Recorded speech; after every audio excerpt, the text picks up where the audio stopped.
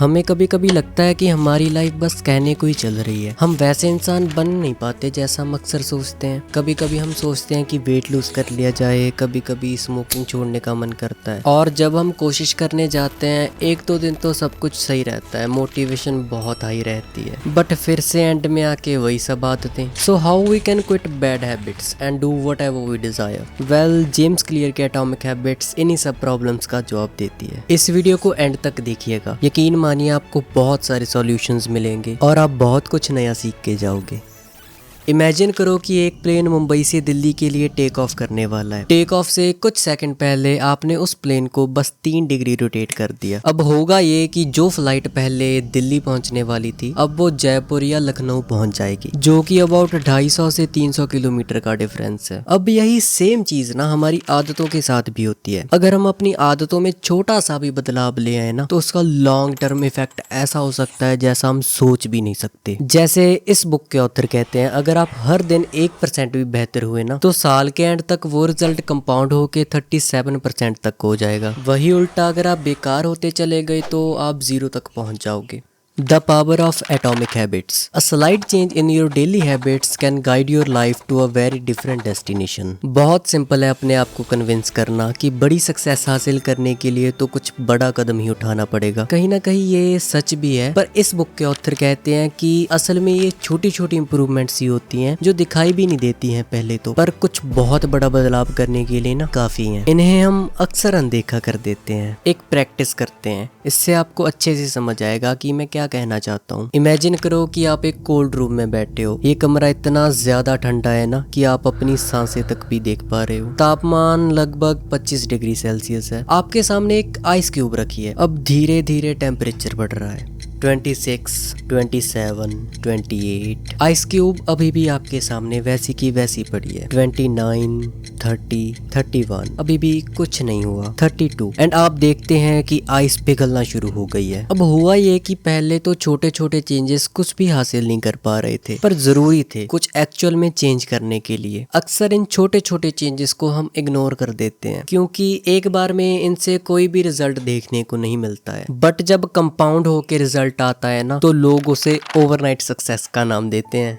Success is a product of daily habits, not once in a lifetime transformations. The truth about progress. जब भी आप life में कुछ करने के लिए सोचते हैं आपको लगता है कि ये होगा, पर असल में होता है ये। बिल्कुल शुरू के सेक्शन में देखिए, छोटे छोटे बदलाव तो ऐसे लगते हैं जैसे हुए ही नहीं हो। ऑथर इस हिस्से को द वैली ऑफ डिसअपॉइंटमेंट कहते हैं। आप बहुत कुछ करते हैं, बहुत एफर्ट्स लगाते हैं, पर कोई भी बदलाव नहीं देख पाते। यहीं पर ही अक्सर लोग क्विट कर देते हैं और वापस चले जाते हैं। जैसा कि मैंने आपको पहले बताया था, पावरफुल रिजल्ट्स कंपाउंड होकर बाद में देखने को मिलते हैं, सो पेशेंस जरूरी है। Goals versus system. ऑथर कहते हैं कि गोल्स के बारे में भूल जाओ, कि हमें सिस्टम्स पे ध्यान देना चाहिए। गोल वो है जो हम अचीव करना चाहते हैं, सिस्टम वो प्रोसेस है जो हमें अपने गोल्स की तरफ ले जाता है। अब समझदारी वाली सोच तो ये कहती है कि अगर हमें कुछ भी अकम्प्लिश करना है, चाहे वो अच्छी शेप में आना हो या एक सक्सेसफुल बिजनेस खड़ा करना हो या हमें अपने रिलेशनशिप को बेहतर करना हो, सबसे पहले हमें एक गोल सेट कर लेना होगा। पर अगर आप गोल्स को कम्प्लीटली इग्नोर कर दें और सिर्फ सिस्टम पे फोकस करें, क्या अभी भी आप जीत सकते हैं? इस बुक के ऑथर क्लेम करते हैं कि हाँ, तब भी आप जीत सकते हैं। उनके अकॉर्डिंग कुछ प्रॉब्लम्स हैं अगर हम सिर्फ गोल्स में फोकस करेंगे। पहली, सक्सेसफुल और अनसक्सेसफुल लोगों का एक ही गोल होता है, जीतना। तो गोल की वजह से हम उनको डिफरेंशिएट नहीं कर सकते। दूसरा, कोई भी गोल हासिल करने से आपकी लाइफ सिर्फ उसी वक्त के लिए चेंज होगी। फॉर एग्जाम्पल, अगर आपका रूम गंदा हुआ पड़ा है तो उसे आप एक दिन गोल सेट करके तो साफ कर दोगे, लेकिन वो फिर से गंदा हो जाएगा। इसीलिए उसको एक सिस्टम बनाना जरूरी है। तीसरा, अगर आपका कोई गोल है, या तो आप कामयाब होगे या फिर नाकामयाब। आप अगर हार गए तो आप उसे बस छोड़ दोगे, चाहे आपने अपनी लाइफ में कितनी भी प्रोग्रेस हासिल कर ली हो और चाहे आप सही डायरेक्शन में जा रहे हो।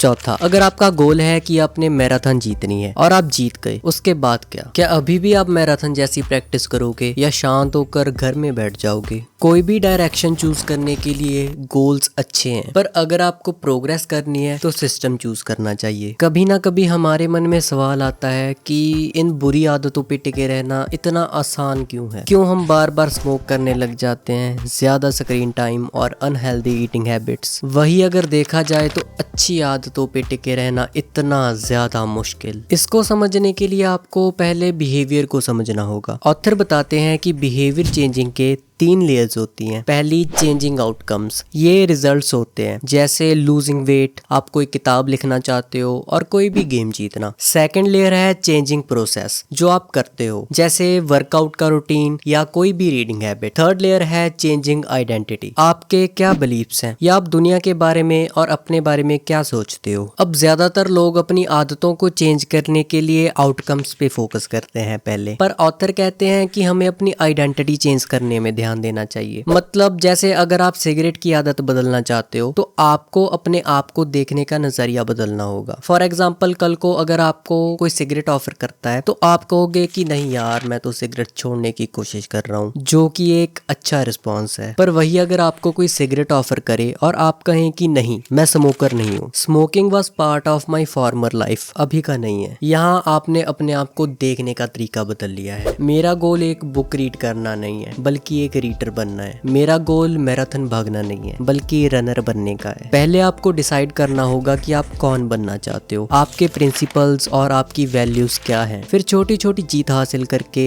अपने आप को प्रूव करो। जैसे कभी भी अगर आप एक टीम को इंस्ट्रक्ट कर रहे हो तो आप एक लीडर हो, कभी भी आप वर्कआउट स्टार्ट कर रहे हो तो आप एक एथलीट हो। The science of habits. क्या आपने कभी सोचा है कि आखिर हमें हैबिट्स की ज़रूरत ही क्यों है? क्यों अगर कोई भी काम हम बार बार करते हैं तो वो हमारी आदत बन जाता है? ये इसीलिए है क्योंकि हमारा ब्रेन एक वक्त में सिर्फ एक ही टास्क पे फोकस कर सकता है। अगर कोई भी प्रॉब्लम हो तो हमारा ब्रेन पहले उसे सीखता है, उसे एनालाइज करता है, उसका बेस्ट सॉल्यूशन निकालता है। यही प्रोसेस ना हमारे दिमाग में हर वक्त चलता रहता है। आदतें बस वही सॉल्यूशंस हैं जो हमारे दिमाग ने पहले निकाल के रखे होते हैं, ताकि वो अब इस पे फोकस ना करके किसी और चीज पे फोकस करे। ऑथर बताते हैं कि इस हैबिट लूप को हम 4 स्टेप्स में डिवाइड कर सकते हैं: Q, craving, response and reward. अगर आपको कोई भी आदत बनानी है तो आपको यही 4 स्टेप्स में से गुजरना होगा। जैसे क्यू, फोन रिंग।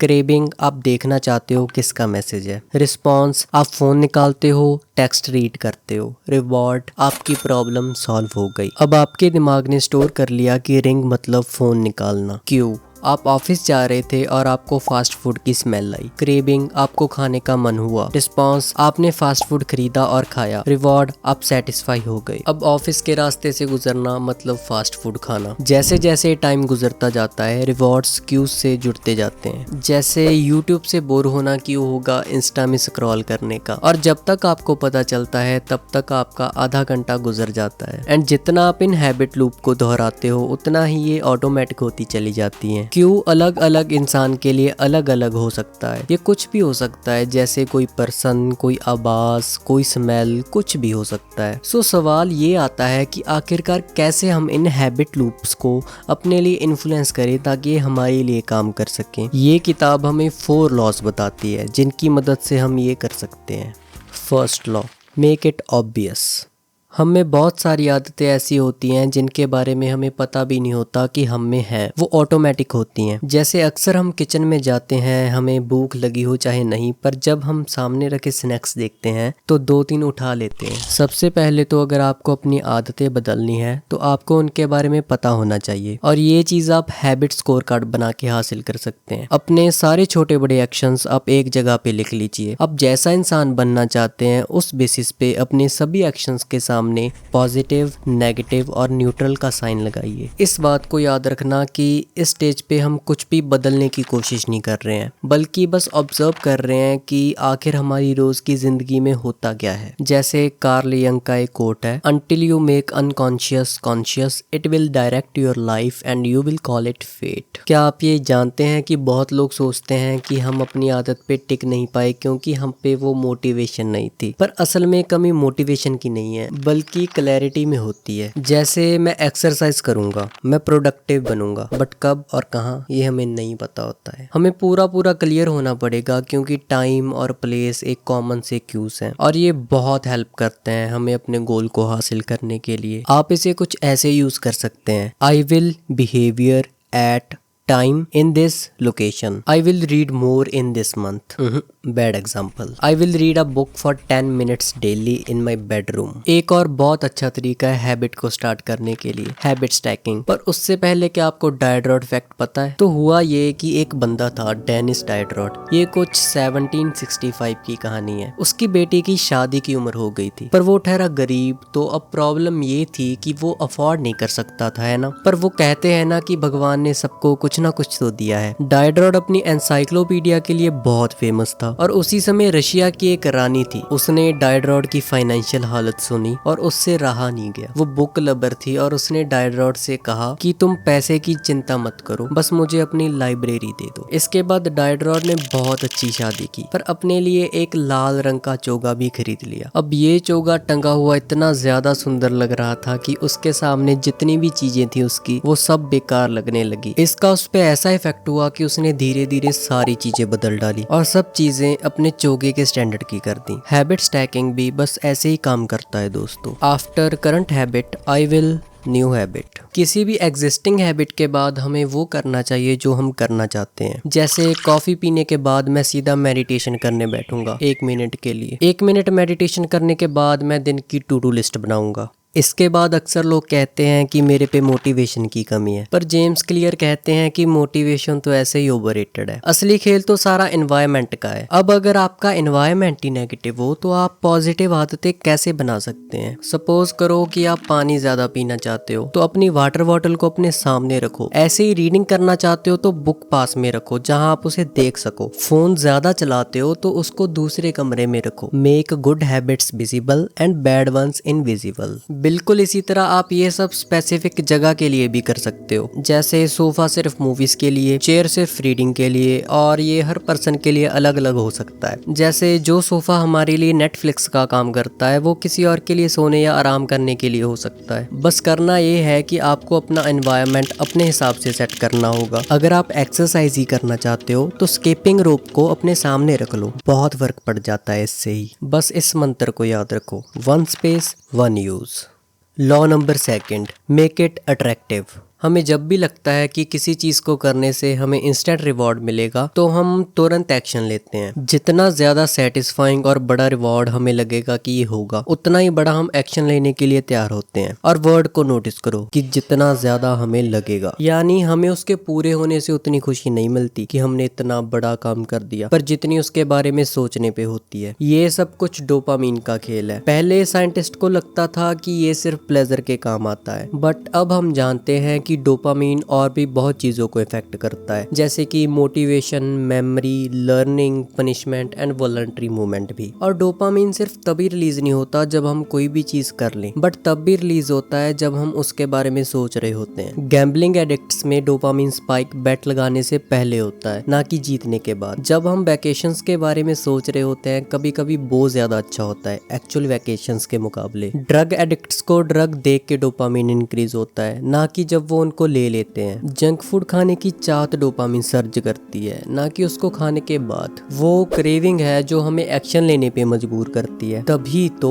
हैबिट्स को अट्रैक्टिव बनाना सबसे ज्यादा जरूरी है, क्योंकि जितना ज्यादा हम एक्सपेक्ट करेंगे किसी चीज के बारे में, उतना ही हम एक्शन लेना चाहेंगे। यहीं पे आता है एक मेथड जिसका नाम है टेम्पटेशन बंडलिंग। इसमें होता ये है कि जो एक्टिविटी हम करना चाहते हैं उसमें जो एक्टिविटी हमें करने की जरूरत है वो कंबाइन कर देते हैं। जैसे हम सभी ने ये किया होगा, एसएसटी वाले टीचर इतना ज्यादा सिलेबस दे देते थे कि वो करना भी अपने आप में एक टास्क था, पर हम भी ठहरे गानों के शौकीन, गाने सुनते गए और बुक में से जो समझ में आए लिखते गए। वो फ्लो बन जाता था। इसी को कहते हैं टेम्पटेशन बंडलिंग। ये मेथड एक साइकोलॉजी प्रिंसिपल पे बेस्ड है जिसका नाम है प्रीमैक्स प्रिंसिपल। ये कहता है कि अगर किसी इंसान को वो टास्क करने दिया जाए जो उसको पसंद है तो वो उसके लिए एज अ रिवॉर्ड काम कर सकता है, वो काम करने के लिए जो उसको ना पसंद हो। Group influence. आपने वो कहानी तो सुनी ही होगी कि 1950s में साइकोलॉजिस्ट सॉलमन ने एक स्टडी कंडक्ट की थी। उन्होंने 2-3 लोग को एक कमरे में भेजा। उस कमरे में और भी बहुत सारे लोग थे, पर उनको साइकोलॉजिस्ट ने हायर कर रखा था। तो स्टडी होती है। स्टडी में साइकोलॉजिस्ट ने पूछा कि इन दोनों में से बराबर लाइन कौन सी है। तो पहले 2 से 3 बार तो सभी ने बता दिया जो एक्चुअल में दिख रहा था, बट असली खेल इसके बाद शुरू होता है, क्योंकि उनको साइकोलॉजिस्ट ने पहले ही हायर कर रखा था कहा तो सभी लोग इस लाइन को बराबर बताने लगे। अब हुआ ये कि बाकियों को देख के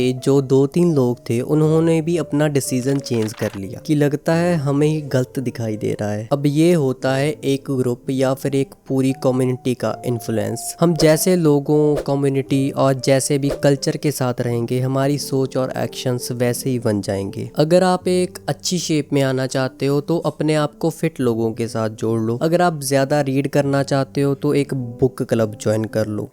where do cravings come from. अगर आप एक पिज़्ज़ा खाते हो तो आप कभी भी अपने आप से ये नहीं कहते कि मुझे ये इसलिए खाना है ताकि मैं जिंदा रह सकूं। सरफेस लेवल क्रेविंग बस एक छोटी सी झलक है हमारी डीपर मोटिव्स की। यही डीपर मोटिव्स ही हमारे बिहेवियर का कारण है। Conserving energy, obtaining food and water, finding love and reproducing, connecting and bonding with others, winning social acceptance and approval, reducing uncertainty, achieving status and Prestige. मैं video game खेलना चाहता हूँ, मुझे cigarette पीनी है या हर 5 मिनट में सोशल मीडिया स्क्रॉल करना है। आपका दिमाग ऐसे इवॉल्व नहीं हुआ है। ये ऑनलाइन प्रोडक्ट्स या प्लेटफॉर्म, इन्होंने कोई न्यू मोटिवेशन इन्वेंट नहीं किया है, पर ये आसान से सॉल्यूशंस हैं हमारी एंशिएंट प्रॉब्लम्स के। जैसे बस कपड़े ही न्यू हैं पर शरीर तो वही पुराना है। जिनको कनेक्शंस एंड बॉन्डिंग चाहिए वो फेसबुक की तरफ जाते हैं, वही जिनको प्यार चाहिए वो टिंडर पे जाते हैं। अगर आपको अनसर्टेनिटी कम करनी है तो उसके लिए गूगल है, वही सोशल एक्सेप्टेंस के लिए इंस्टाग्राम पे जाते हैं लोग। How to reprogram your brain to make habits attractive. इसके लिए जो हमारी हार्ड हैबिट्स है ना, उसको बस पॉजिटिव एक्सपीरियंस से एसोसिएट करना होगा। जैसे ये कहने के बजाय कि रूम साफ करना तो टाइम वेस्टेज है, हम अपने ब्रेन को ऐसे रिवायर कर सकते हैं कि ये एक पीसफुल एनवायरनमेंट क्रिएट करता है। फॉर एक्सरसाइजिंग हमें थकान होती है, बल्कि हम हेल्दी और अट्रैक्टिव दिखने लगते हैं। इसका उल्टा आप किसी भी बुरी आदत को छोड़ने के लिए इस्तेमाल कर सकते हैं, किसी आदत को अनअट्रैक्टिव बनाने के लिए। Make good habits attractive and bad ones unattractive. Law number 3, make it easy. आखिर कितना वक्त लगता है एक हैबिट को बनने में? जेम्स क्लियर कहते हैं कि ये टाइम पे डिपेंड नहीं करता है, बल्कि हमने कितनी बार एक हैबिट को रिपीट किया है ये इस पे डिपेंड करता है। The law of least effort. हमें जितनी ज्यादा एनर्जी की रिक्वायरमेंट होगी उतना ही मुश्किल होगा कोई भी एक्शन लेना। सारी बुक पढ़ने में बहुत एनर्जी लगती है, पर वही एक पेज पढ़ना बहुत आसान है। अगर आप 100 पुशअप्स तक पहुंचना चाहते हो तो रोज आप एक पुशअप से शुरू कर सकते हो। जितनी ज्यादा फ्रिक्शन होगी किसी भी चीज को करने में, उतना ही मुश्किल होगा हमारे लिए वो करना। इमेजिन करो कि आप एक पाइप पकड़े खड़े हो अपने गार्डन को पानी देने के लिए। अब पानी का फ्लो बहुत कम आ रहा है। आपके पास 2 रास्ते हैं, या तो आप पानी का बहाव तेज कर सकते हो, या फिर सबसे सिंपल कि आप पाइप में एक बेंड है वो निकाल सकते हो। अब अपनी मोटिवेशन को बढ़ाना और एक हार्ड हैबिट के साथ स्टिक होना ये बहुत मुश्किल है। हो सके तो जस्ट बेंड निकालने से बात बन जाए, ऐसे हैबिट फॉर्म करो। अब सबसे सिंपल तरीका है कि आप अपना एनवायरनमेंट ही ऐसा डिजाइन कर लो जो हम अभी डिस्कस करके हटे हैं। अगर आपको सुबह जिम जाना है तो रात को ही सभी कपड़े निकाल के सो जाइए, फ्रिक्शन रिड्यूस करने के लिए। The 2 minute rule to stop procrastinating. एक आदत को होने में सिर्फ कुछ ही सेकंड का समय लगता है, पर ये आपके फ्यूचर एक्शंस को डिफाइन कर देती है। जैसे अगर मुझे रनिंग के लिए जाना हो तो मेरा रिचुअल एक्चुअल में रनिंग जाना नहीं होता, मेरा रिचुअल होता है कि सुबह उठ के रनिंग शूज डालना। अगर मुझे एक्सरसाइज करनी है तो मेरा रिचुअल जिम जाके हैवी वेट उठाना नहीं है, बल्कि जस्ट सुबह उठ के अपनी बाइक स्टार्ट करनी है। अब चाहे मैं जिम में सिर्फ 5 मिनट के लिए टहल के क्यों ना आ जाऊं। अगर आप जिम जाते हो तो आपने नोटिस किया ही होगा कि सिर्फ 2 मिनट का वार्म अप ही हमें रेडी कर देता है पूरी ट्रेनिंग के लिए। ये इसीलिए है कि इतने टाइम में यही आपका क्यू बन गया है। बस यही थोड़ा थोड़ा करके जब वेरी इजी की आदत पड़ गई तो फिर उसको आप इजी कर सकते हो। इसके बाद फिर वेरी हार्ड तक ले जा सकते हो। जैसे very easy put shoes, easy walking 5 minutes, moderate walk 10,000 steps, hard run 5 kilometre, very hard run a marathon. और इसी तरह जो बैड हैबिट्स होती हैं उनको आप मुश्किल कर सकते हो। जैसे टीवी के लिए उसको अनप्लग कर दो और रिमोट के सेल निकाल के कहीं पर रख दो। सोशल मीडिया ऐप्स डिलीट कर दो, अगर ज्यादा इंपॉर्टेंट हो तो उनको ब्राउजर में से एक्सेस करो, या ऐप्स ही हाइड कर दो और उनमें एक लेंथी पासवर्ड लगा दो। Law number 4, make it satisfying. अगर आपको कुछ भी अच्छा लगता है तो ये आपके ब्रेन में मैसेज देता है, it's good, let's do it again. जिसका भी हमें तभी के तभी रिवॉर्ड मिल जाता है वो हम रिपीट करते हैं, जिसका हमें तभी के तभी पनिशमेंट मिल जाती है उसको हम अवॉइड करते हैं। पहले की 3 लॉज आपके चांसेस इंक्रीज करते हैं कोई भी हैबिट करने के लिए। ये 4th लॉ चांसेस इंक्रीज करता है हैबिट को रिपीट करने के लिए। द मिसमैच ऑफ इमीडिएट और डिलेड रिवॉर्ड्स। अभी इमेजिन करो कि आप एक जंगल में घूम रहे एक जानवर हो, शेर, हाथी, जिराफ या कुछ भी जो आपको पसंद हो। अब आप जो भी एक्शंस लोगे उसका आपको तुरंत ही रिवॉर्ड मिल जाएगा। आप हर सेकंड खाने के बारे में, शिकार के बारे में या शिकारियों से बचने के बारे में सोचोगे। इस लाइफ को साइंटिस्ट कहते हैं इमीडिएट रिटर्न एनवायरनमेंट। अभी वापस से अपनी ह्यूमन बॉडी में आ जाओ। यहाँ पे आप कितने एक्शंस करते हो जिसका रिवॉर्ड हमें महीने के आखिर में या दिन के आखिर में एक चेक के रूप में मिलता है। इनको साइंटिस्ट कहते हैं डिलेड रिटर्न एनवायरनमेंट। बट समस्या ये है कि हमारी ह्यूमन बॉडी ना डिलेड रिटर्न के लिए इवॉल्व भी नहीं हुई है। आपको क्यों लगता है कि कोई क्यों सिगरेट पिएगा जब उसे पता हो कि इससे लंग कैंसर होता है? क्योंकि ये हमें 10 साल बाद जाके पता चलता है। इमीडिएटली तो ये हमारे स्ट्रेस को रफा दफा कर देता है। सो अब इसका सॉल्यूशन क्या है? उपाय ये है कि खराब हैबिट्स में थोड़ा सा पेन ऐड करना होगा और अच्छी आदतों में थोड़ा सा प्लेजर। जैसे हम टेम्पटेशन बंडलिंग का यूज कर सकते हैं या फिर आप विजुअल मेजरमेंट्स का भी यूज कर सकते हैं, जैसे मेरे दोस्त ने किया था। उसने ट्रिप पे जाना था तो उसने अपना एक ट्रिप नाम का बैंक में अकाउंट खुलवाया और जो भी नेटफ्लिक्स और आलतू फालतू खर्चा था वो उसमें ट्रांसफर करने लगा। अब ये छोटे छोटे रिवॉर्ड्स ही थे जिसकी हेल्प से वो टिका रहा इस आदत पे, क्योंकि जब वो अपने बैंक में ट्रांसफर करता तो पैसे इंक्रीज होते और उसको ट्रिप के बारे में सोच के अच्छा लगता। हैबिट ट्रैकिंग धीरे धीरे अट्रैक्टिव और सेटिस्फाइंग होती जाती है। पर अभी प्रॉब्लम ये आती है कि ठीक है हमने सब कर लिया और उसका बहुत अच्छा इफेक्ट आ रहा है, पर ये लाइफ भी तो अनसर्टेन है। कभी ना कभी तो लाइफ की वजह से हैबिट टूट ही जाएगी, जैसे हम बीमार हो गए या कुछ और हो गया। Lost days hurts more than successful days help you. तो इस पे ऑथर कहते हैं कि नेवर डू इट ट्वाइस और नेवर ब्रेक अ चेन, क्योंकि कैलेंडर पे एक चेन क्रिएट हो जाती है ना। अगर आप 50 पुशअप्स करते हो रोज तो आज 5 कर लीजिए, पर चेन मत टूटने दीजिए। सो यस, वीडियो काफ़ी लंबा बन गया। यही थी समरी एटॉमिक हैबिट्स की। मेक श्योर कि आपकी सेल्फ में इसकी एक कॉपी ज़रूर होनी चाहिए, ये बुक डिज़र्व करती है। और हाँ, इसकी कुछ एडवांस टैक्टिक्स भी हैं जो कि हम इस समरी में नहीं कवर कर पाए, पर अगर आप चाहते हैं उस पर भी एक वीडियो तो कमेंट सेक्शन तो है ही बातें करने के लिए। और हाँ, ये भी बता दीजिएगा कि अगर आप जानना चाहते हैं कि मैं पर्सनली इस बुक को कैसे यूज़ करता हूँ अपनी लाइफ में, वो भी उस वीडियो में कवर कर लेंगे।